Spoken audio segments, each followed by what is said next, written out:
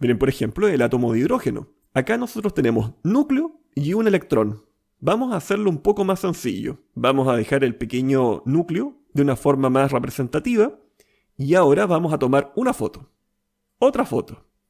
Otra foto. Otra foto. No está moviéndose porque al tomarle la foto hacemos que el electrón se detenga. ¿Se acuerdan que les dije eso? Ya. Ajá. Ya me parece que estoy ya dándome cuenta que jamás va a estar más allá de esto. Entonces me empiezo a dar cuenta que el electrón tiende siempre a estar dentro de una pequeña esfera. Porque esto está en el espacio, acuérdense de eso. No es una especie de huevo frito. Y miren lo que va pasando.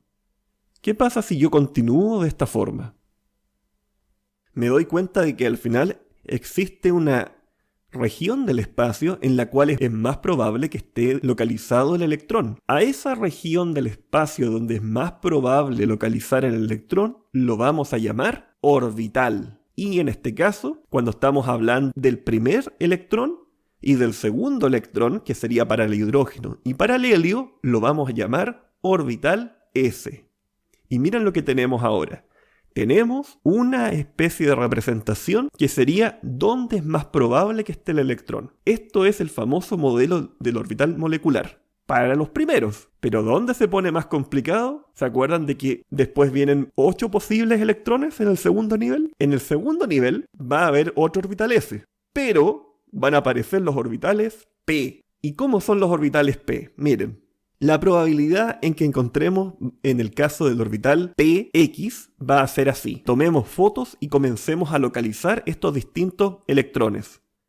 Nos vamos a dar cuenta de que comienzan a tomar unas ciertas regiones del espacio no esféricas. Si nosotros ahora quisiéramos ver esto de una forma más representativa como en el caso anterior, nos vamos a encontrar ahora de una especie de lágrimas de vidrio, pero dobles. Ahora, ¿qué tiene de interesante todo esto? Esto está en el espacio, es decir, tenemos uno en el eje X, otro en el eje Y y otro en el eje Z. Por cada uno de estos orbitales pueden haber 2 electrones, es decir, en el orbital S, 2, orbital PX, 2, orbital PY, 2, PZ, 2. ¿Qué significa esto? Significa de que cuando nosotros tengamos 6 electrones, esos 6 electrones van a estar dando vuelta, por así decirlo, alrededor del núcleo en una región del espacio que va a ser similar a lo que estamos viendo a continuación. Veamos. ¿Ven que es raro? Ya. Y si eso nosotros intentáramos darle una forma más ordenada, lograríamos ver que se ve una especie de flor, pero en el espacio.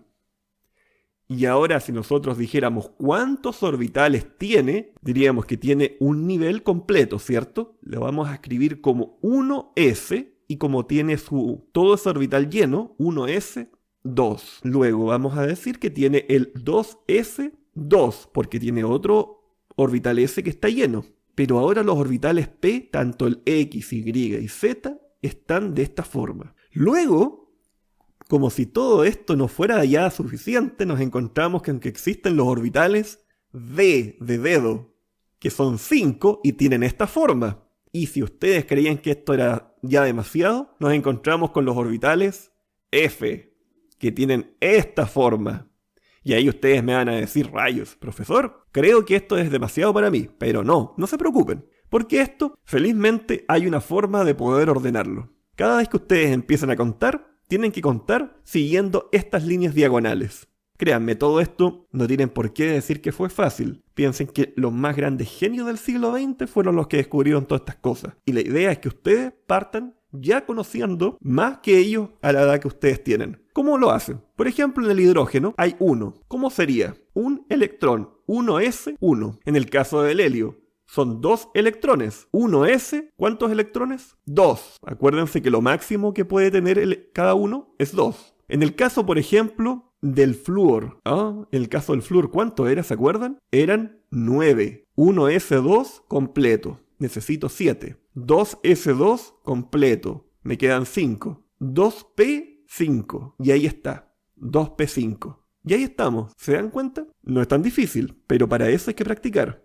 Ahora yo quiero que ustedes logren entender esto. Por eso es que en el caso del cobre, el cobre quedó en esa localización y en el caso del potasio quedó en esta otra posición. Porque seguían esta forma de distribuirlo de acuerdo a los distintos niveles energéticos que están representados. Ahora, primero esta clase la vamos a dejar de una forma bien clarita así, ¿ya? Cuando nosotros vayamos después ya sentándonos en el conocimiento, la siguiente clase vamos a hablar un poco de cómo es los niveles de energía, de cuánto es la energía que tiene un electrón y por qué algunos quedan más lejos que otros. Pero por ahora los vamos a presentar de esta forma. No hay un camino para poder entender la tabla periódica. Hay muchos caminos. Yo les presento uno, pero si ustedes encuentran otro que les sea más cómodo, obviamente no hay ningún problema, me escriben y podemos discutirlo. La reflexión importante en este caso es que los electrones no son simplemente cosas dando vuelta, sino que se localizan en ciertas zonas que vamos a llamar orbitales. Como actividad, acuérdense que nosotros habíamos visto el caso del aluminio. El aluminio tenía 13 protones, porque su número atómico es 13. Pero, si es un átomo, tiene también 13 electrones, porque los átomos son neutros.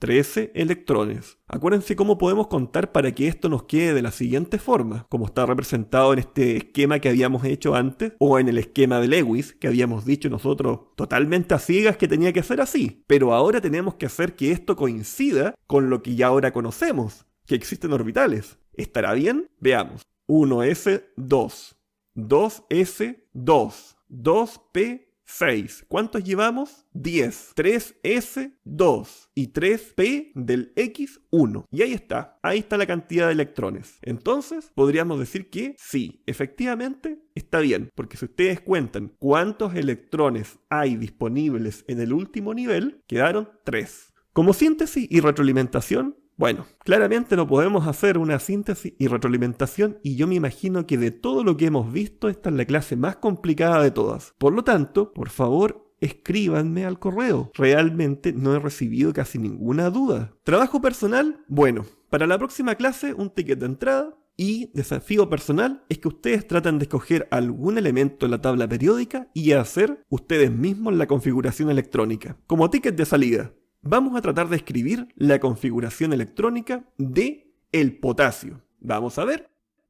Tiene 19 protones, por lo tanto tiene 19 electrones.